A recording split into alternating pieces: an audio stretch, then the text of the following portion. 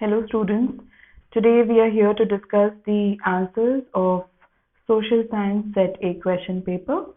So let's get started. Starting with the first section, section A, MCQs. Question number 1 is identify the world institutions which were established under the Bretton Woods. World institutions which were established under Bretton Woods, also known as Bretton Woods Twins, are the IMF and the World Bank. International Monetary Fund and the World Bank is the correct answer. Moving on to the second question. Second question is complete the following table with the correct information. Now in this question we first need to analyze the information that is given. So the information that is given is the name of the book. The name of the book is 95 Theses, and the information about the book.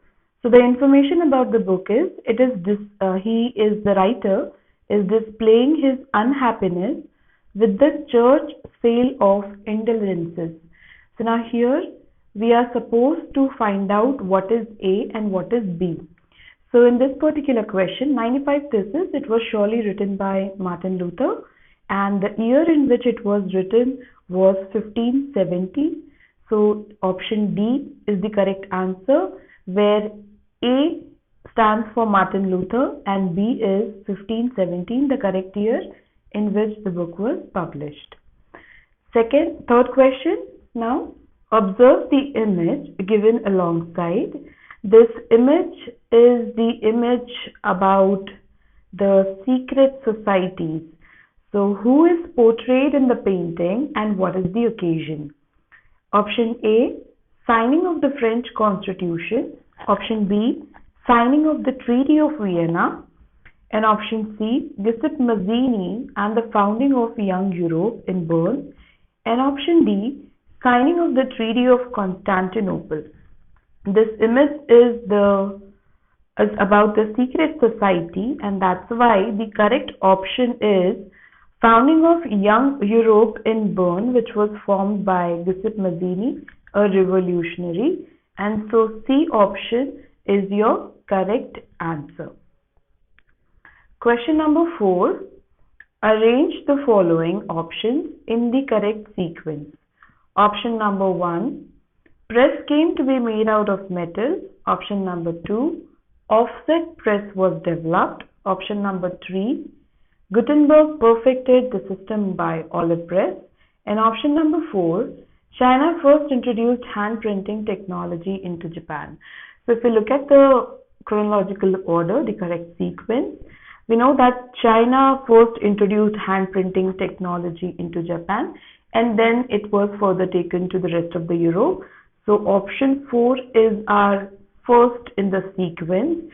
So if we look at the option A, B, C and D, we here can identify easily that option B is our correct answer, because China first introduced hand printing technology. Then Gutenberg perfected the system by olive press. Further innovations, press came to be made out of metal, and then offset press was developed. So B is our correct answer for question number 4. Moving on to question number 5. Identify the soil with the help of the following features. So trying to identify the soil, the features that are given about the soil is, it is widely spread soil in India. It is classified as Bhangar and Khadar, and it's a very fertile soil. So Bhangar and Khadar are the classification of alluvial soil, and so the correct option is D, that is alluvial soil. Question number 6 now. Question number 6 is, Dash has the largest area under permanent forest, constituting 75% of its total forest area. Out of the states, the options are given: A, Rajasthan, B, Tamil Nadu, C, Madhya Pradesh, and D, Odisha. Out of these states, Madhya Pradesh is the state which is having permanent forest constituting 75% of its total forest area. So C is the correct answer. Question number 7. Which one of the following does not check land degradation? The question is, does not check land degradation, which clearly means which of the option is not preventing land degradation? It's not helping in any way to reduce land degradation. So if we talk about control on overgrazing, it surely helps to check on land degradation, so that can be an option. Creating shelter belts, yes, this is one of the way to conserve and prevent land degradation. See, deforestation. Deforestation is not checking on land degradation. That means it is causing land degradation. So option C is our correct answer. Moving on to question number 8 now. Consider the following statements regarding unorganized sector. Identify the incorrect one from the following. So we are supposed to see the statements regarding unorganized sector and find out what is incorrect in it. Small and scattered units which are largely outside the control of government. So that's true in sense of unorganized sector. We have to find out the incorrect one. There are no rules and regulations followed. That is also true for unorganized sector. Jobs are highly paid and often not regular. Jobs are not regular, that is correct, but jobs are highly paid, that is wrong. So the option over here is option C. Option C is our correct answer, because here the jobs are not highly paid. They are not regular but surely not highly paid. So C is the correct option. Question number 9. In unitary form of government, all the power is divided between center or union government and the state provincial government. All the power is with the citizens.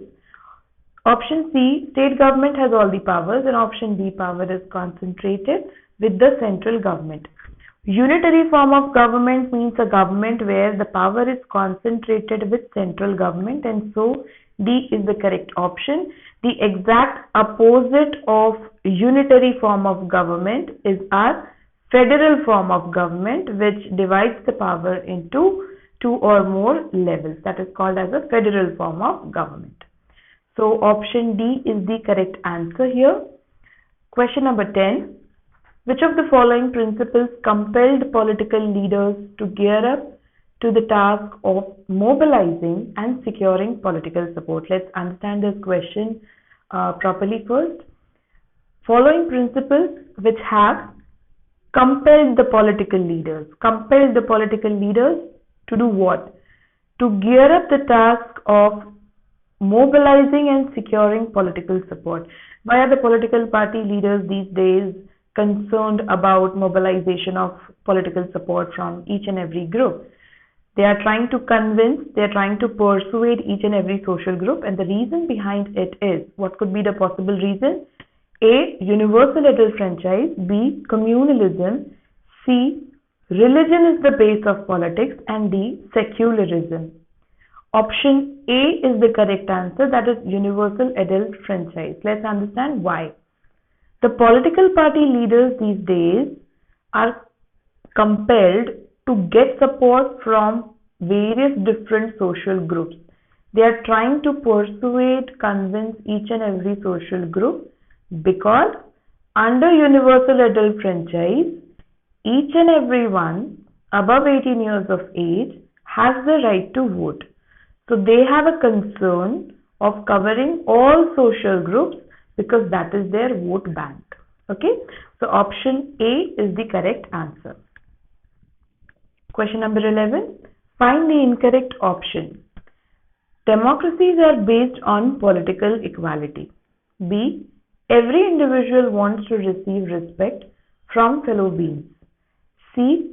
Most of the societies across the world were women-dominated societies. And D. In democracy, all citizens have one vote.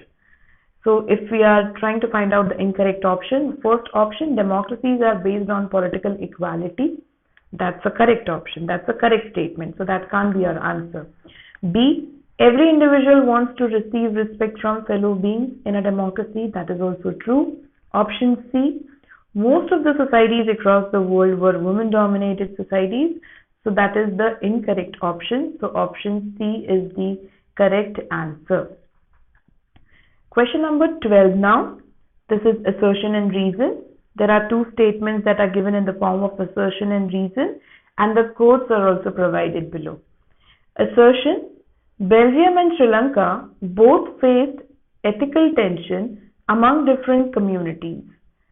Reason: both the countries resolved the conflict by power sharing arrangement which gave equal representation to all the communities. Belgium and Sri Lanka, the problem they faced of ethical tension was resolved by them in different ways. Where Belgium shared the power, Sri Lanka followed a majoritarian form of government.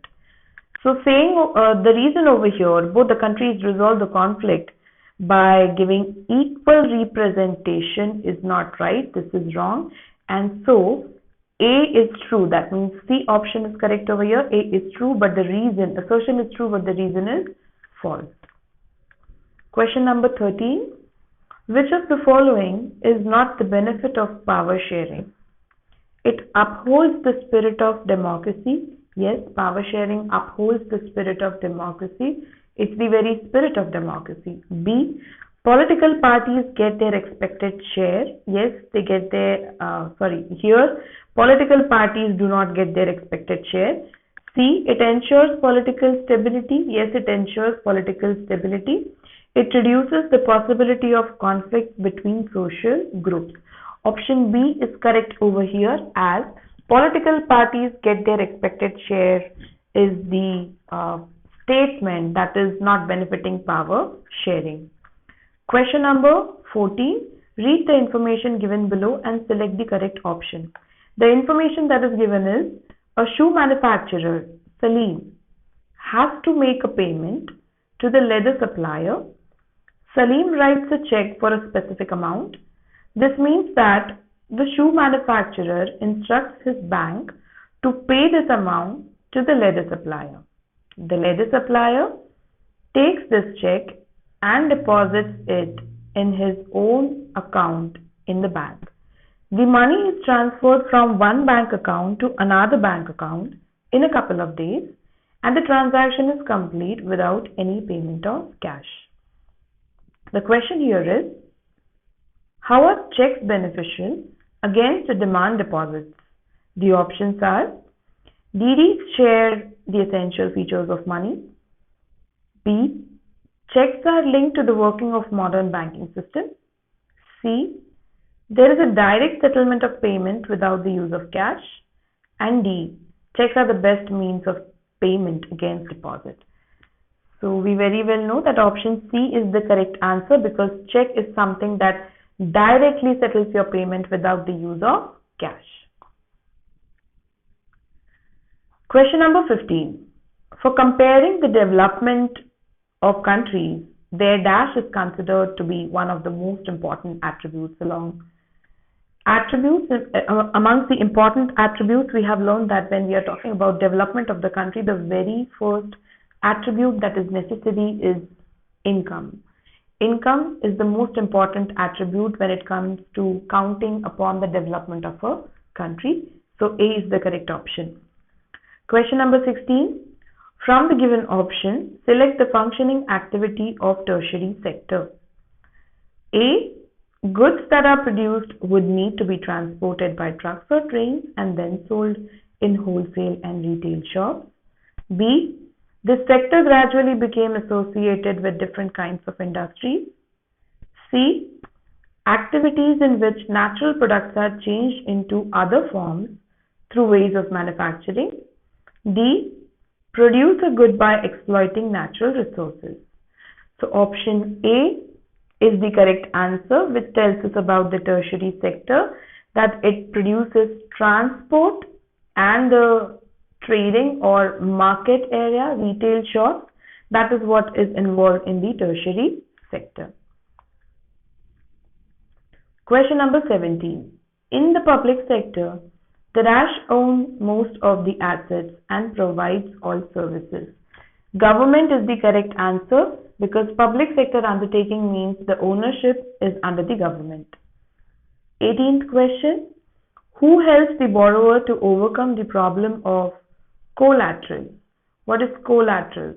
Collateral is an asset. Collateral is an asset that acts as a guarantee that the borrower will repay the loan.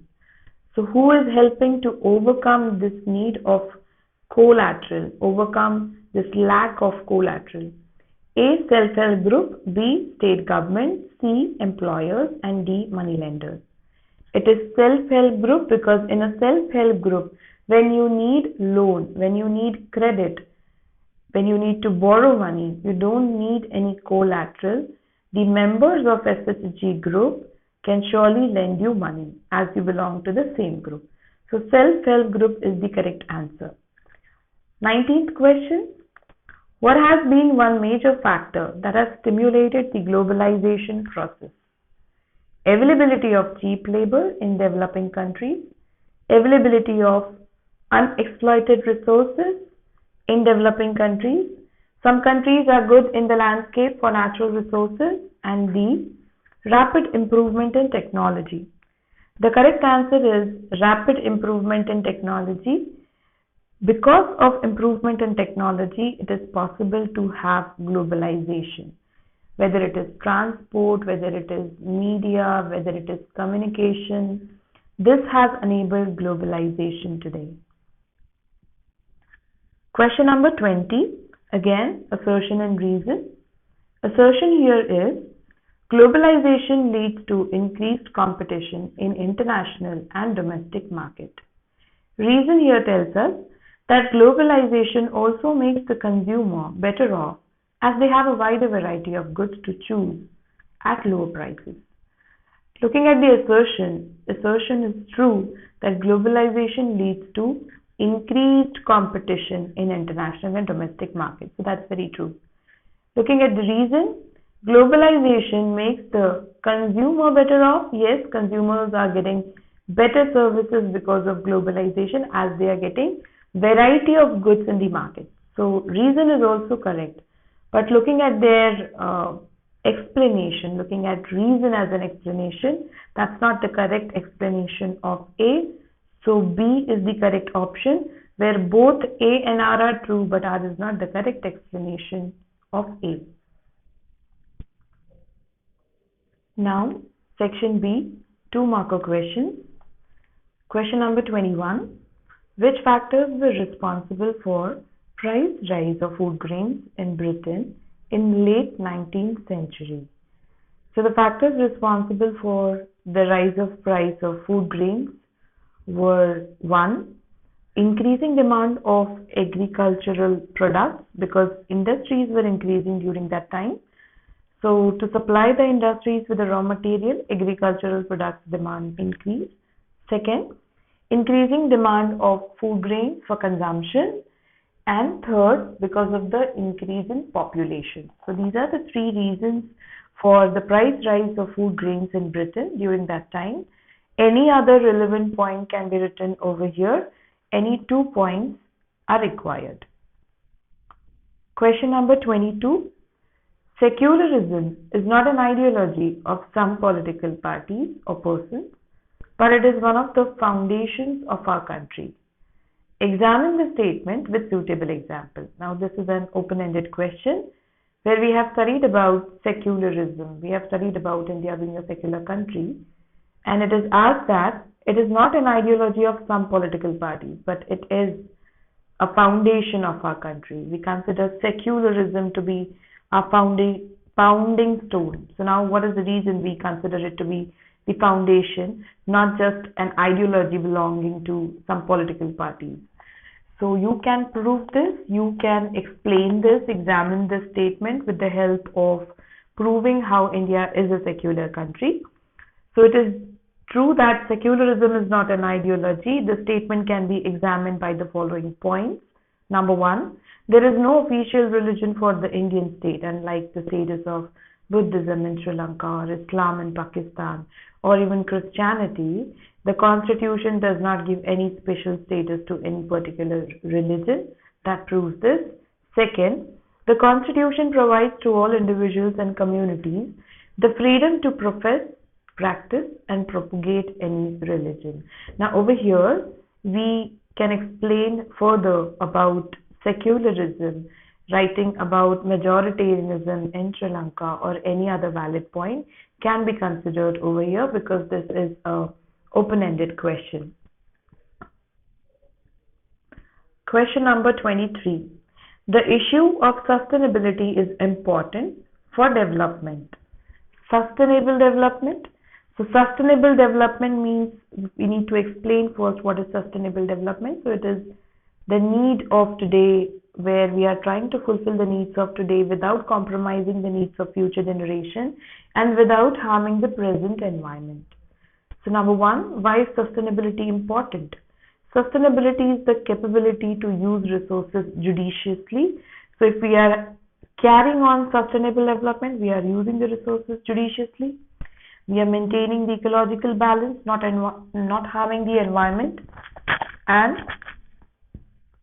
laying emphasis on environmental protection, checking on the environmental degradation. And third, it is important to stop over-exploitation. So it is also stopping the over-exploitation of resources. These are the valid points over here. You can write any other relevant point which is relevant with regard to how sustainability is important. So you can explain in some other points as well if you want, but please focus on sustainability. How is that important and the need of the hour?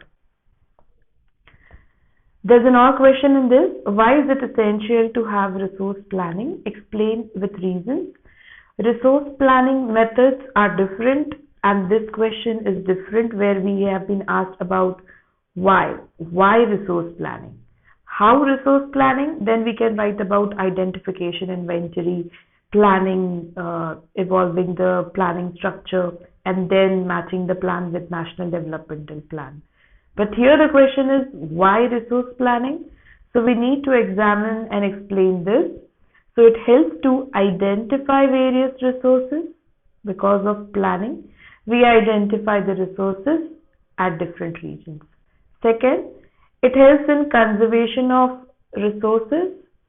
And third, it reduces wastage of resources also. It reduces wastage of resources by using the resources judiciously. Again, in this, any other relevant point can be added up which talks about resource planning. Question number 24. Tertiary sector activities help in the development of the primary and secondary sector. Evaluate the statement. Tertiary sector helps in the development of primary and secondary sector.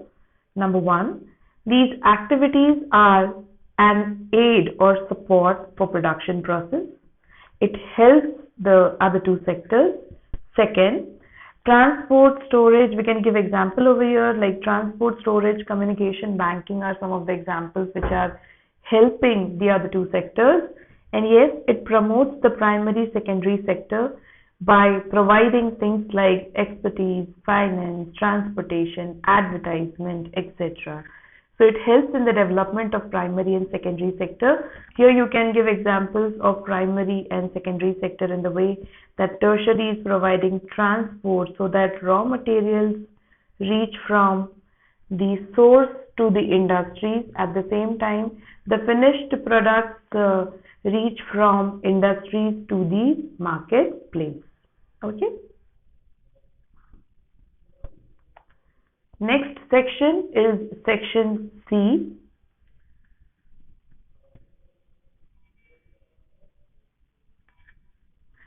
Why did Gandhiji start non-cooperation movement? How did the non-cooperation movement unfold in the cities and towns of India? Let's first answer the first part of the question, that is, why non-cooperation?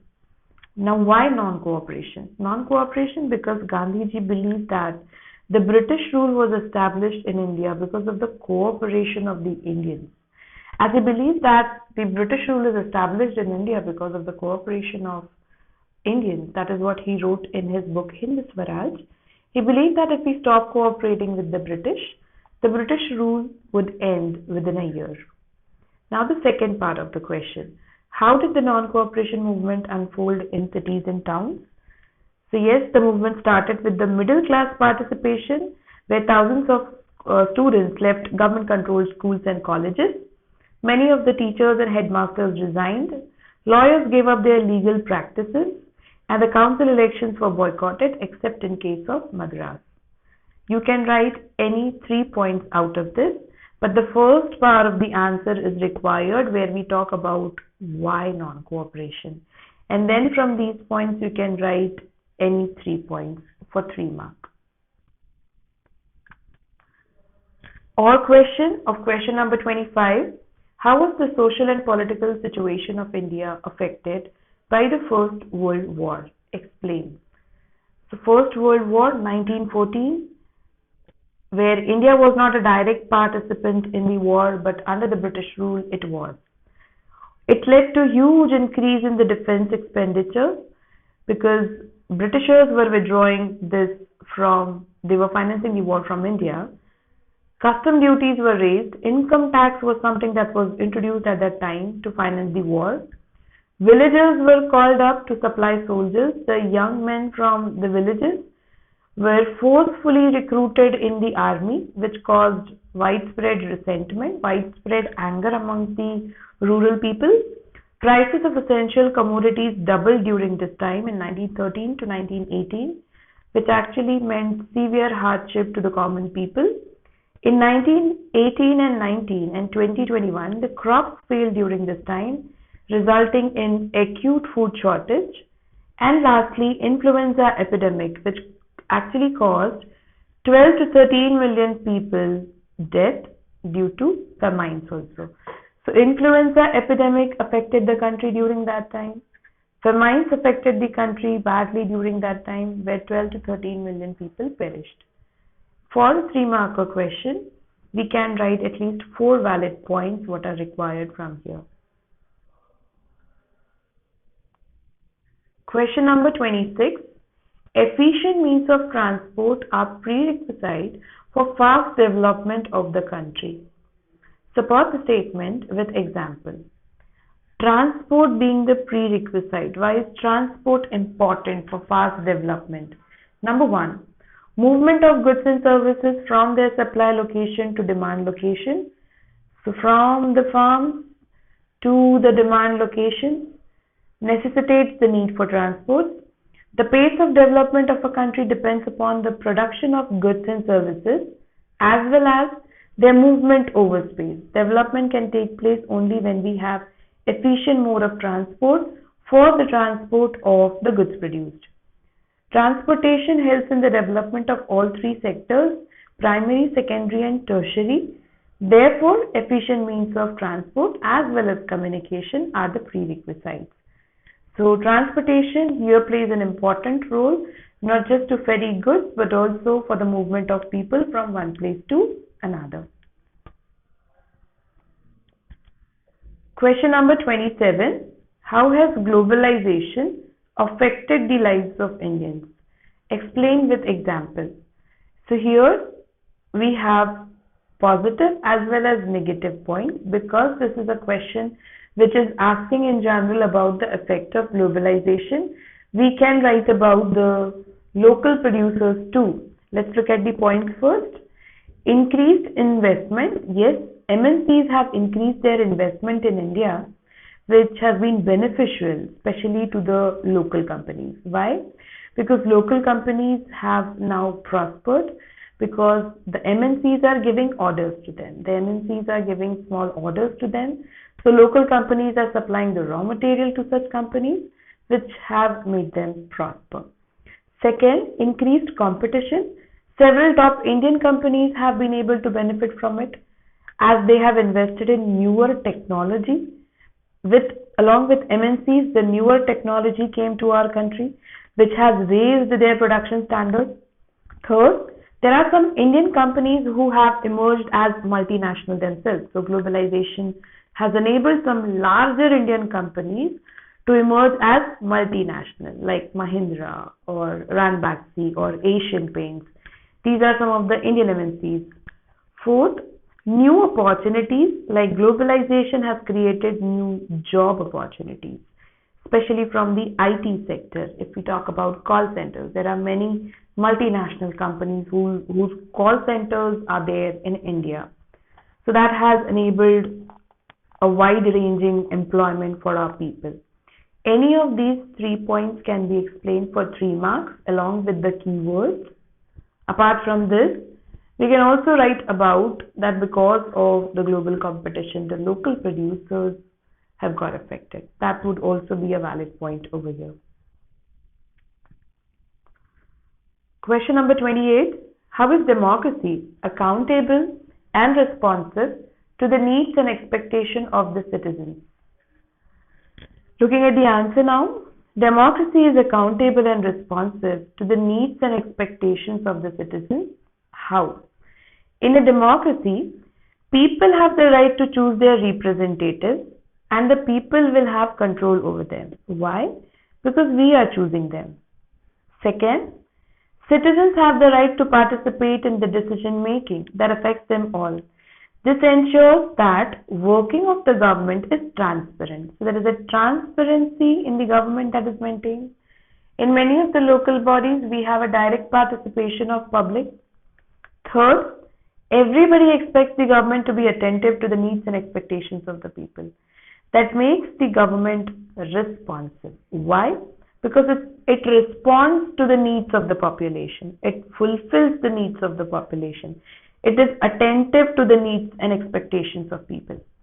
It is expected that democratic government develops mechanisms for citizens to hold the government accountable. We surely hold our government accountable where we have a right to question them.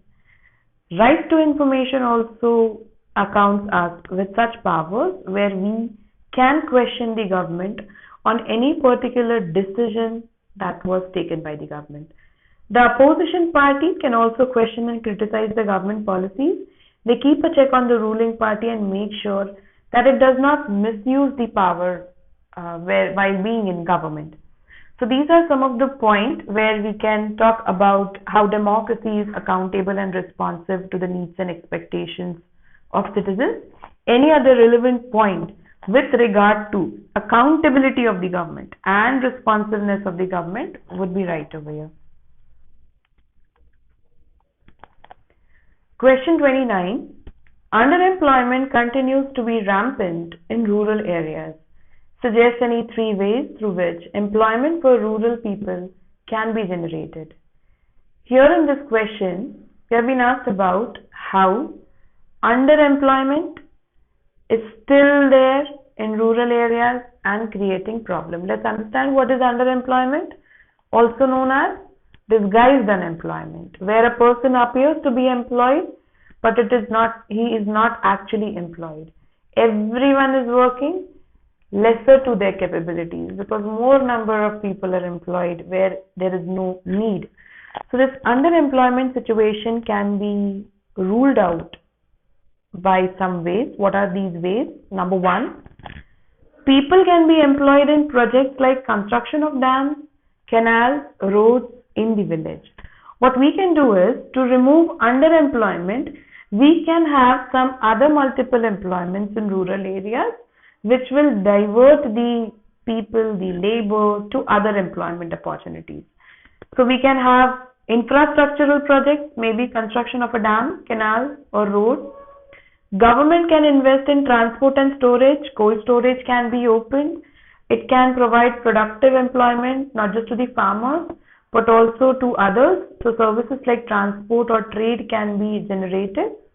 Third, government may encourage and promote location of industries, maybe small scale industries, semi-rural areas where rural people can be engaged and employed. For example, we can have dal mills or rice mills, small setup of industries which can be done in rural areas, which will create employment so that these people who are surplus can be engaged in other employment.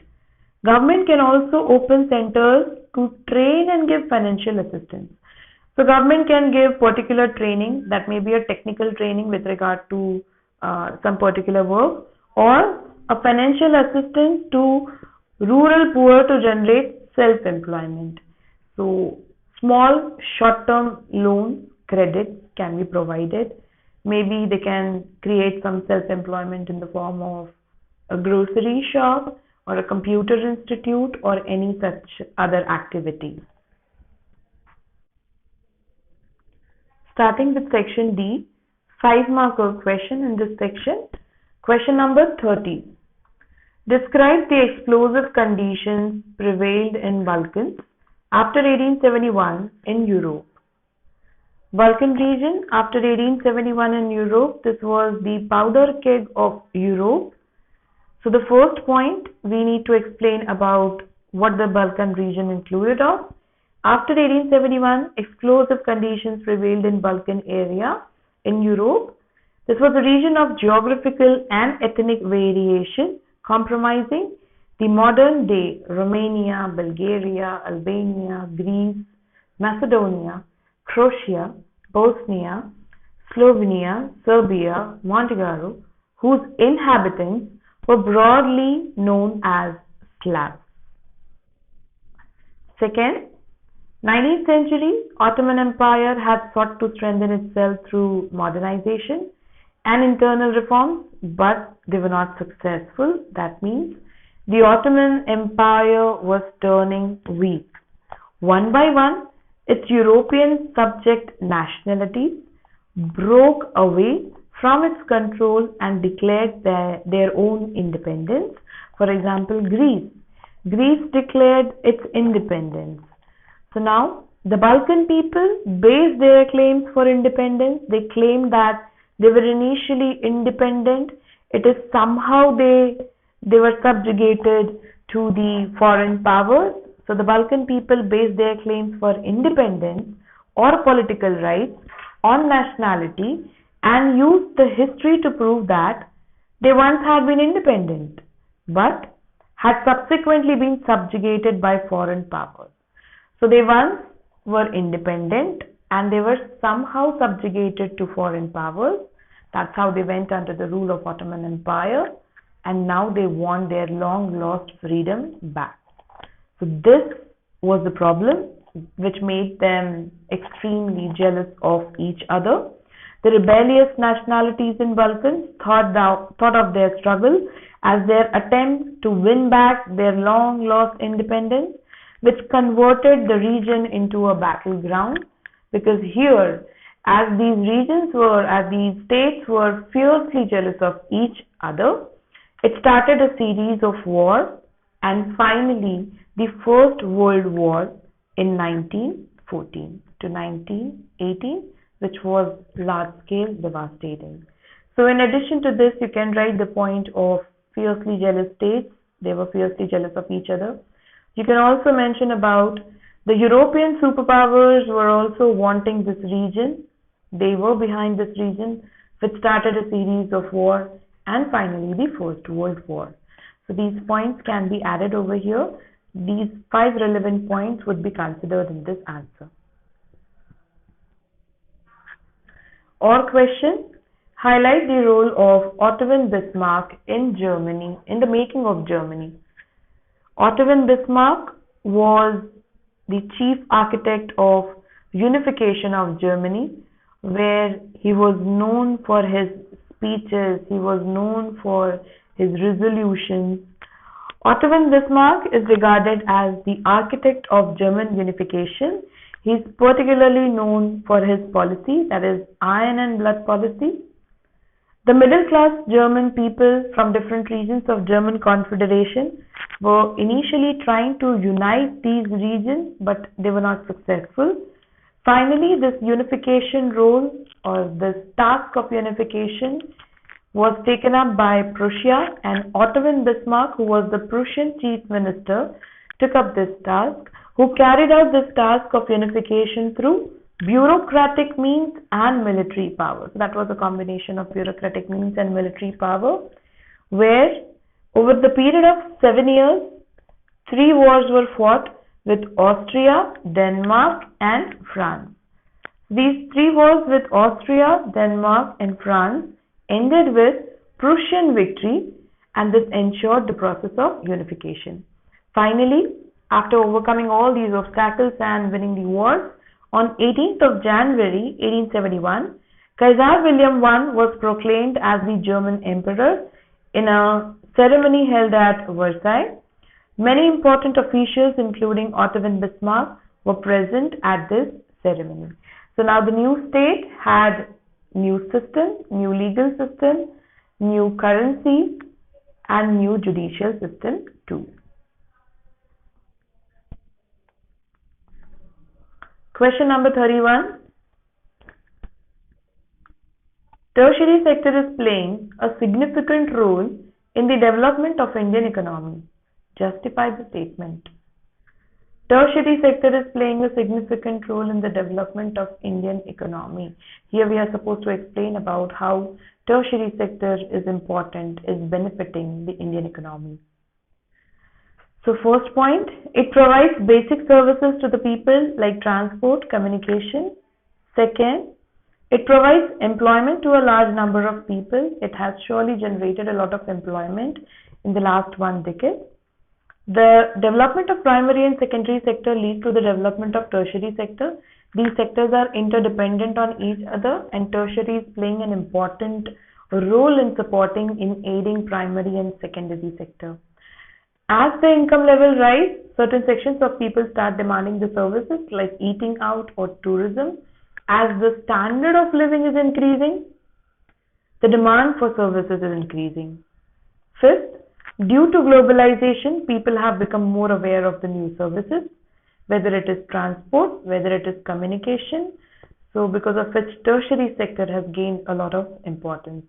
As there is increase in the demand for services, there is increase in tertiary sector, there is increase in the service sector. Any other relevant point which clearly signifies that tertiary sector is important and is helping develop the Indian economy is correct, whether it is with regard to the employment opportunities that are generated by the tertiary sector or its contribution to GDP will also be correct.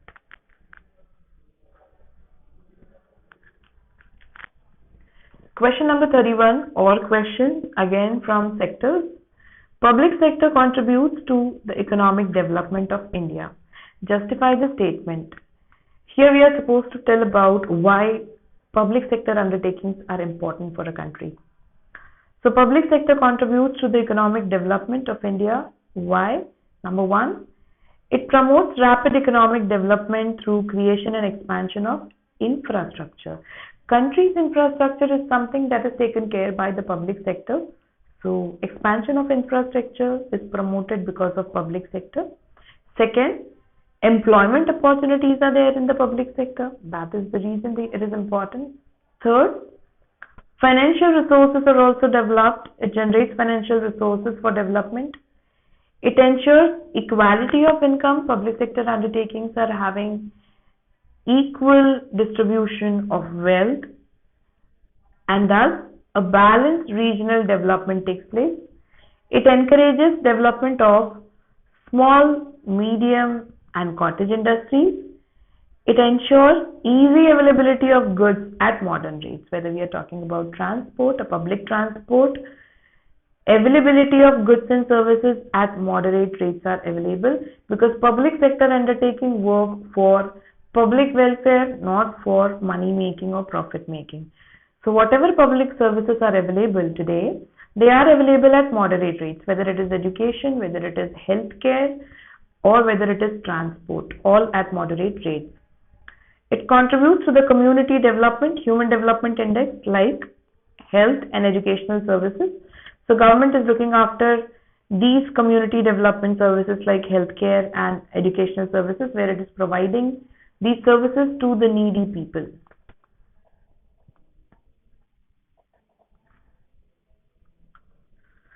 Question number 32. Suggest and explain any 5 ways to reform political parties in India. Reformation of political parties in India, as we have 3 reforms which have already taken place. we will be listing them first and then writing about certain suggestions. So number one, our first point is anti-defection law. That's very important. So to prevent defection, anti-defection law was introduced so that MPs and MLAs do not change their party. If they change, then they lose their seat in the legislature. Second, now it has been made mandatory by the Supreme Court that each and every candidate has to submit an affidavit giving information about their criminal cases pending, giving information about their properties, and giving information about their educational qualification, which lets us overcome the problem of money and muscle power. Third, Election Commission has passed an order making it necessary for political parties that they hold organizational elections, and they also file an ITR, that is income tax return now. These are the three reforms which have already been inculcated. Now, after this, for the rest of the points, we will give suggestions. What kind of suggestions can be given for reformation of political parties? We can have certain laws which can regulate internal affairs of political parties, for example, maintaining the register of its members, holding internal elections. It can be made mandatory to give 1/3 of the seats to women candidates. In each party, there should be a quota for women so that they can participate in decision making. There can be state funding of elections. If government is funding the election expenses, the political party leaders need not be dependent on money and muscle power or those who are influencing their decisions if the funding is from the side of government. So these are some of the suggestions. So your answer includes the reforms that have already been inculcated and some suggestions too.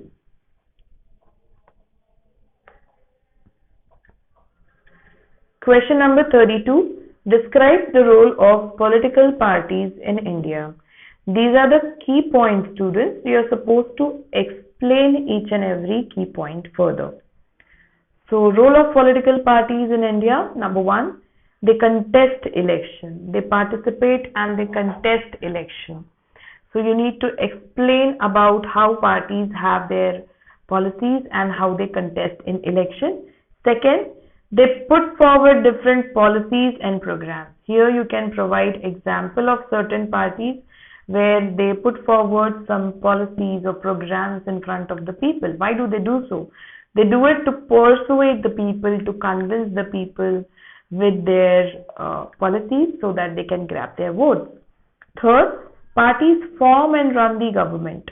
When they win elections, they form the government and they run the government by forming their council. Once the council is formed, then they start their governance. Fourth, parties that lose in the election play the role of opposition. All those who are in opposition, what role do they play? Explain about what role do they play. They play a role of opposition. They keep a check on the ruling party. They are keeping a keen watch on the ruling party, on the mistakes that the ruling party is practicing. At the same time, making sure that the ruling party does not practice enormous power. So parties shape public opinion. Here also we can give examples where needed. How does it shape public opinion? Explain it with the help of an example. And sixth, parties provide people access to government machinery and welfare scheme. Here also we need to give example and explain how government machinery or welfare schemes are actually accessible because of the party leaders. The government introduces a lot of schemes, a lot of machinery, welfare schemes are introduced, government machinery is there, government policies are there, which the people are not aware of. These are the political party leaders who make the people aware of it and given access to these welfare schemes too. So these points are just the key points that you can see on the screen. These need to be explained properly with example wherever needed. So for at least 5 points should be explained, properly elaborated, only then the answer would be correct. Question number 33. Credit pushes the borrower into a situation from which recovery is very painful. Suppose the statement, in some situations, the borrower would not able to repay the loan. This pushes them in the situation of debt trap. Now, credit pushes the borrower into a situation from which recovery is painful. This statement needs to be explained by an example and also given reason with regard to it. So, how a person fails to repay the loan. So, example, in case of rural area, if crop fails due to natural factors, it will be difficult to pay back the loan. Second, in case of a business, it will be difficult for the businessman to repay the credit if the business fails. Third, in case of informal sector, many a times the rate of interest is very high. So if the rate of interest is very high and if due to crop failure, previous loan is not paid, the interest is going to mount. The interest rate is going to mount. So if the interest is going to mount, there is a greater difficulty in repaying this loan. In case of high risk activities, failure without some support can push the borrower into a painful situation. In point number 3, where we are talking about that previous loan is not repaid and interest rate further mounts, informal sector, if the interest rate is increasing, it becomes difficult to repay the loan because monthly payments increase in amount if the interest is increasing. And this is what is giving high risk and creating a painful situation for the borrower.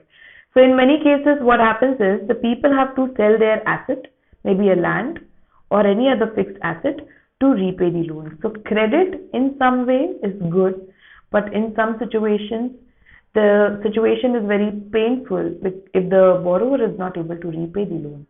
You can explain this further with an example because this is an open-ended question where you're talking about how credit pushes the borrower into a painful situation. Example can be from textbook or you can write your own examples as well, but make sure that these points are covered in your examples.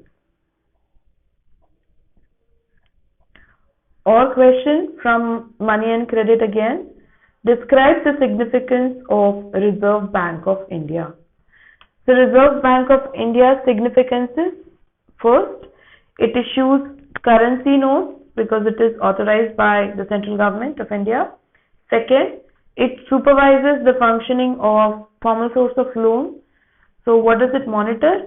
It monitors the banks and ensures that they maintain a minimum cash balance, minimum reserves as per the guidelines of central bank, that is Reserve Bank. It also sees that banks give loan not just to profit-making businesses, but also to the small borrowers, the small cultivators or small businessmen. Periodically, the bank have to submit information to RBI on how much are they lending and to whom are they lending. Also, the interest rate at which they are lending. And lastly, when commercial banks fail, they need any financial assistance or in any way they need any help, they can surely approach Reserve Bank of India as their last resort. Reserve Bank of India advances loan to such banks against approved securities and it ensures that banking system of the country does not suffer any kind of a setback. Okay, so these are some of the significances of Reserve Bank of India, RBI.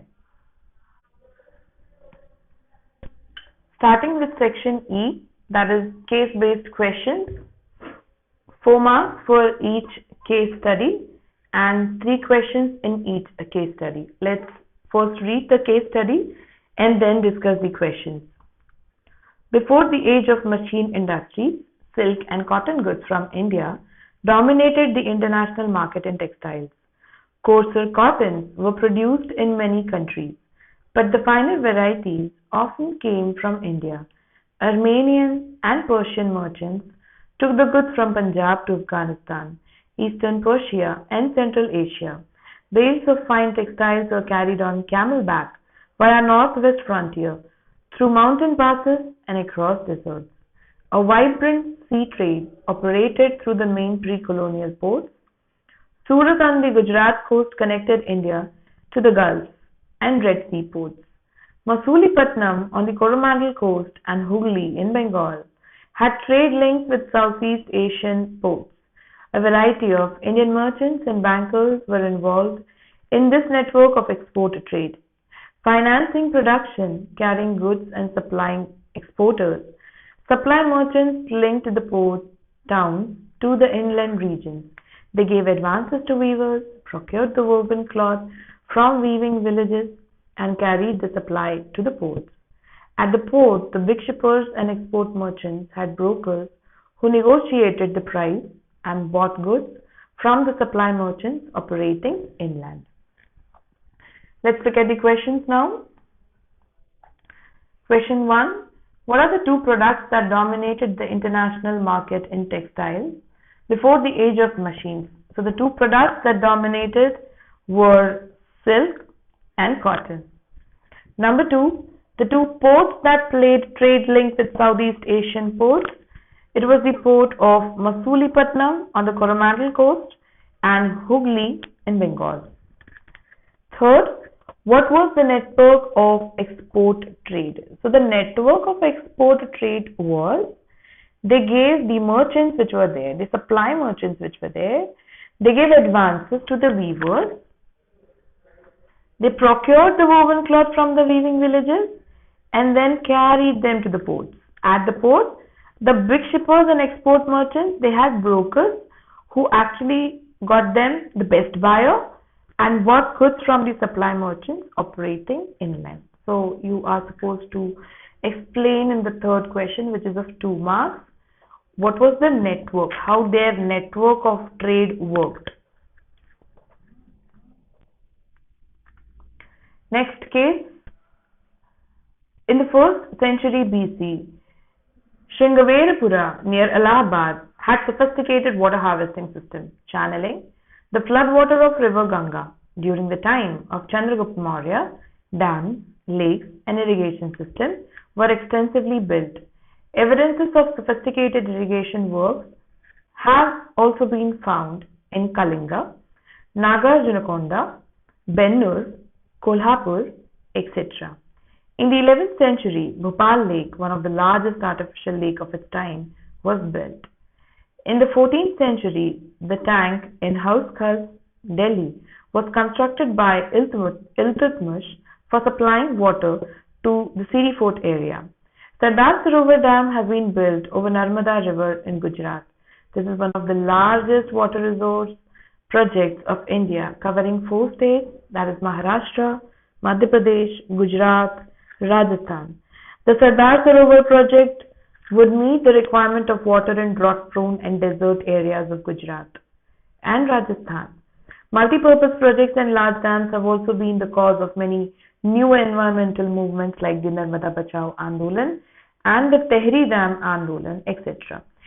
Resistance to these projects has primarily been due to large-scale displacement of local communities. Local people often had to give up their land, livelihood, and their mere access to and control over resources for the greater good of the nation. Let's look at the questions now. Question number 1. During earlier time, how was the irrigation done? So during earlier days, we can give example of the rule of Chandragupta Maurya, where irrigation was done through proper channels, lakes, dams. There are evidences when dams, channels, lakes were extensively built during his rule. Second, why did Jawaharlal Nehru proclaim the dams as the temples of modern India? So dams would integrate development of agriculture and village economy. In a way, it was developing agriculture, also developing the village economy, as it met the requirement of drought-prone and desert areas also. It helped in rapid industrialization and growth of urban economy. That's the reason he called the dams to be the temple of modern India. Third, how do multi-purpose projects face resistance?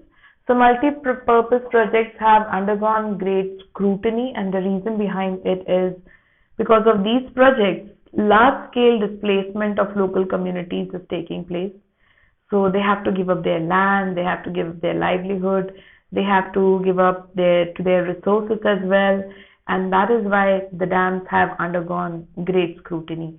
In this particular question, the third question, you can write about some other points as well with the help of active resistance. Like you can mention about the dams are also a cause of submerging vegetation where it causes floods.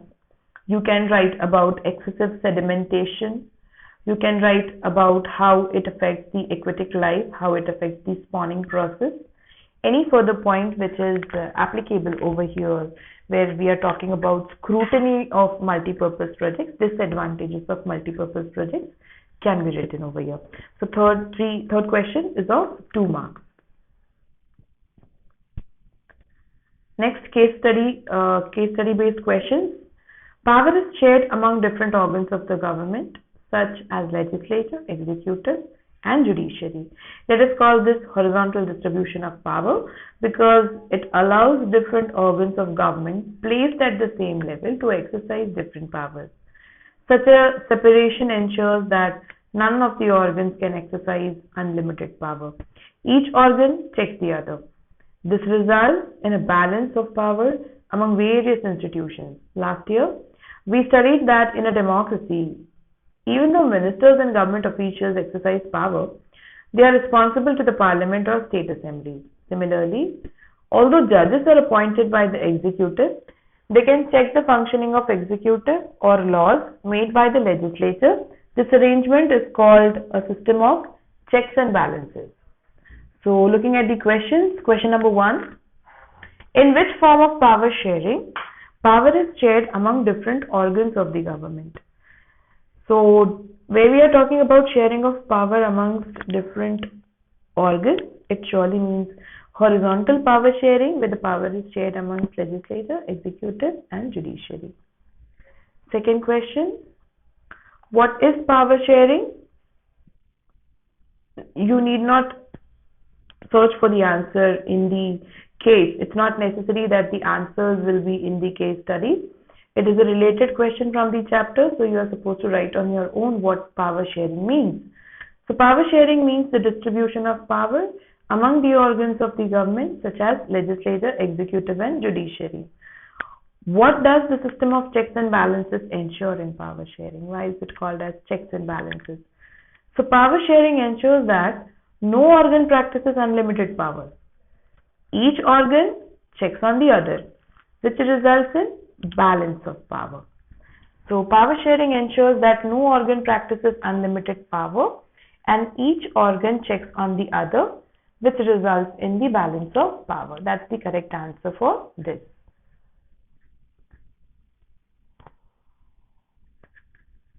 Lastly, section F, that is the map section. The first part of the map section is from history and the second part is from geography. Let's look at the history questions first. 2 features, A and B, they are already marked on the outline map of India. A symbolizes Indian National Congress session that was held in September 1920 and B symbolizes the place where cotton mill workers satyagraha was organized. So let's look at first the A and B locations and then talk about geography. So Indian National Congress session that was held in September 1920 and cotton mill workers satyagraha. Cotton mill workers satyagraha was organized in Ahmedabad.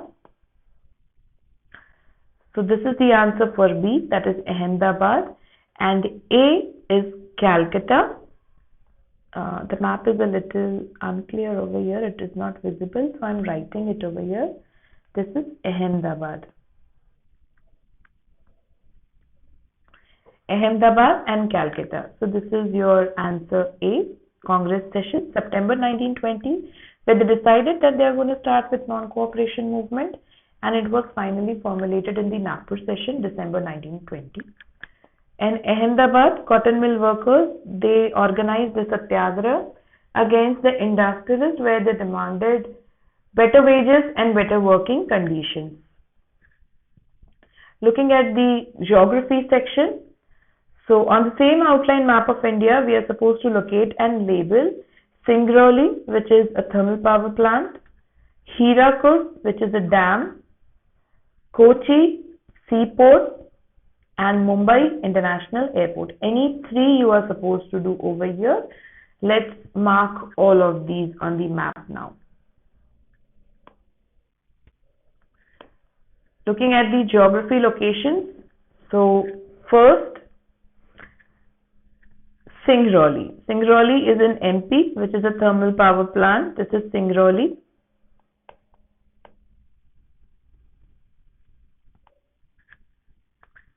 Second, Hirakud Dam. It is in Odisha.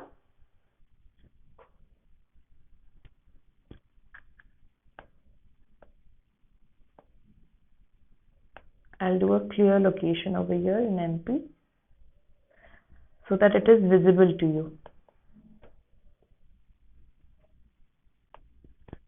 This is Hirakud Dam. Then Kochi, that's a seaport in Kerala, which is located at the entrance of a lagoon. This is Kochi.